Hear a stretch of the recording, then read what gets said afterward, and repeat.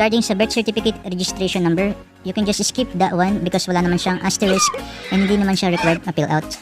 Pero dito sa PWD, if you're person with disability, please provide your PWD ID number para ma-validate ang pag-avail nyo ng 20% discount sa ating National Police Clearance.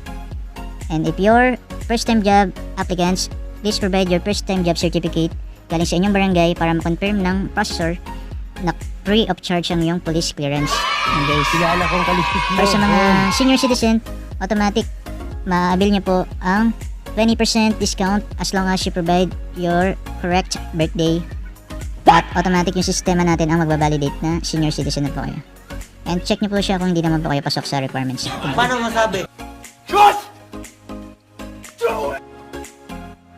Pero sa first time job seeker, you can just check that one. Make sure na meron kayong barangay certification na first time job seeker po kayo.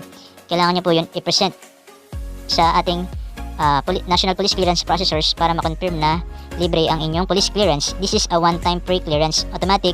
Panabil mo na siya next time, di mo siya mag-check. At the same time, makikita mo sa clearance application na hindi clickable ang ating click here to pay option. Yan guys.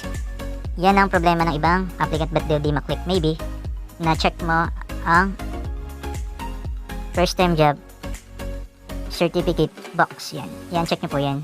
Then, set profile. Then, balikan nyo po ang clearance application. Yan.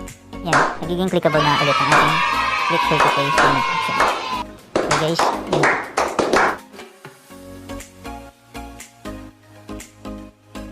Some of the applicants cannot able to enter their mobile number. Yan. Depende po kasi yan sa specs ng phone or sa quality ng ating internet or sa website. Kaya, manguhula na lang tayo ng telephone number instead para mag-proceed ang save profile ng ating edit profile registration tab. Yan guys.